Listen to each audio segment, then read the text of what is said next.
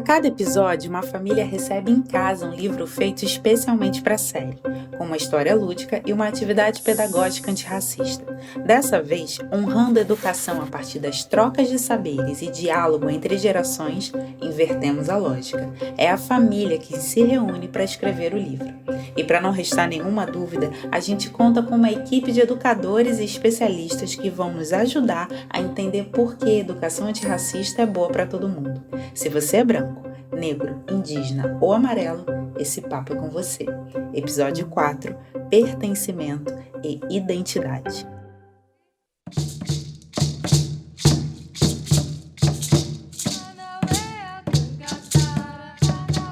Só pelo menos 2, 3 mil anos atrás, os povos indígenas já educam seus filhos para seguir os princípios que regem cada um dos povos que existem ainda no Brasil.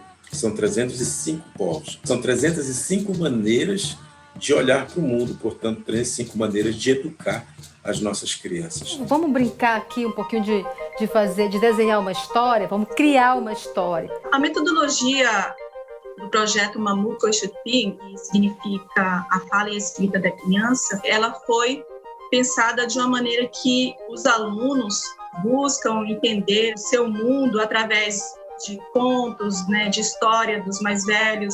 Com esse conhecimento, eles vão entendendo melhor o outro conhecimento da sociedade em que eles estão inseridos, que é a sociedade não indígena. Eu acredito muito na literatura como grande instrumento de formação de consciência. E na literatura indígena, que está sendo produzida pelos indígenas, um caminho muito importante para a gente romper com o racismo, com os estereótipos das populações indígenas. Olha só, gente, que acabou de chegar aqui em casa. Escola de Ancestrais Borabric. Esse é mais um projeto que eu venho desenvolvendo com meu filho. Em cima do desenho dele, eu escrevi o texto. E assim foi indo. Assim nascia o dia em Harmoniosa. O Irá começou a se preparar para a aula do dia a dia. Aqui, ó. Amarrando tênis. A escola era um lugar onde todas as crianças queriam estudar. Lá, Curupira era o professor. Então, a partir daí, eu pensei, por que não trazer o Curupira para ser esse professor? Visibilizar mais essa educação vinda desse ente da floresta. A figura do professor, da professora, como o detentor de conhecimento, isso não existe na educação indígena, porque toda a comunidade, inclusive os seres não humanos, são considerados instrutores. Na hora da primeira leitura, o Irá se assustou. Chegou a pensar, veja só, que por ser autista, aquela escola não era para ele. E logo foi saindo de fininho. Olha lá ele querendo fugir. O Curupira, encostado na árvore, havia espiado toda a cena.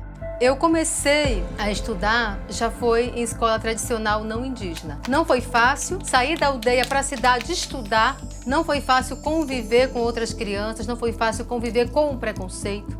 O fato é que a escola não considera os indígenas que vivem em contexto urbano, não consideram indígenas. E para o indígena, uma criança indígena, geografia, história, matemática, é tudo uma coisa que ele aprende ali na prática, sem separação. E a escola pensa a educação a partir de outras teorias pedagógicas, outras teorias de educação que não levam em consideração a nossa própria diversidade. Se a gente for pensar na inclusão dos alunos indígenas, como é essa inclusão? Como é essa presença dessa criança quando sai da escola na aldeia e vai ter que estudar numa escola na cidade? Eu já passei por isso. Quando eu entrei na sala de aula, as crianças me receberam assim, ó. Olha o índio, olha o índio. Os professores, as professoras, às vezes precisam, por força, inclusive, do próprio sistema, criar o tal do Dia do Índio, ou a Semana dos Povos Indígenas, ou mesmo o mês dos povos indígenas.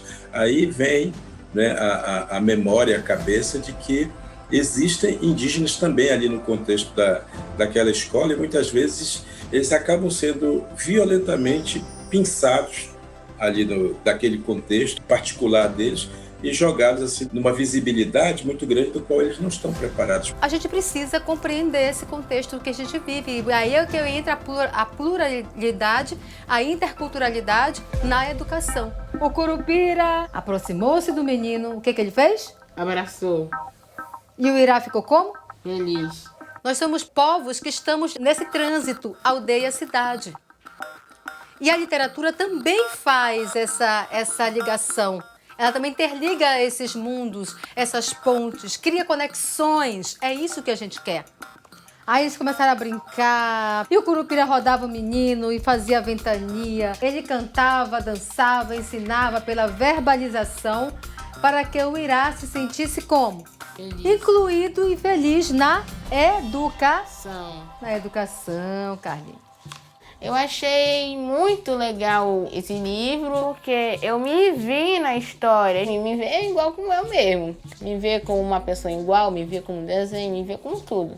E é uma alegria muito grande a gente construir uma história. E quando essa história, né, envolve um filho da gente, né?